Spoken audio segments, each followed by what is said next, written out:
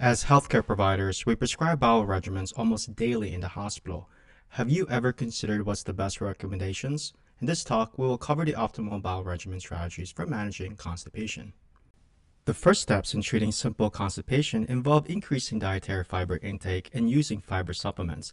Most patients will respond well to these basic interventions. First-line non-pharmacologic measures include a high-fiber diet, increased fluid intake, and promoting mobility. Lack of mobility is strongly associated with constipation, so it's important to ensure your patient is moving around as much as possible rather than remaining mostly in bed if their condition allows. What about pharmacologic treatments? First-line pharmacologic treatments for constipation are bulk-forming laxatives, such as psyllium. These laxatives are indigestible and not systemically absorbed. They work by absorbing and retaining water in the stool, which helps increase stool bulk and transit time through the intestines. There are soluble fibers and insoluble fibers. Sources for soluble fibers include nuts, beans, oats, plant fibers like benefiber, and psyllium like metamucil. Once ingested, soluble fiber absorbs water and forms a gel-like substance that traps food, glucose, cholesterol, and fats in the stomach, carrying them through the digestive tract. This process softens hard stools. Insoluble fibers are found in whole grains and leafy greens.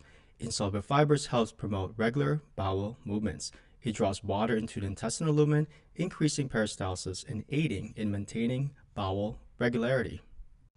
One situation to avoid bulk-forming laxatives is if fecal impaction is suspected. If the patient is still constipated, consider osmotic laxatives.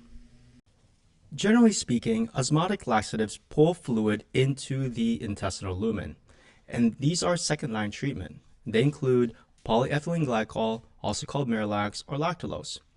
What they do is they pull water into the intestinal lumen by osmosis, helping to soften stool and speed intestinal transit, therefore increases peristalsis. Polyethylene glycol is the most studied osmotic laxative. It is found to be superior to lactulose in improving stool consistency and frequency.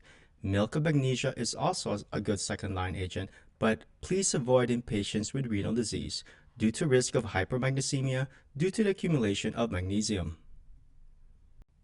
If the patient is still constipated, then please consider stimulant laxative.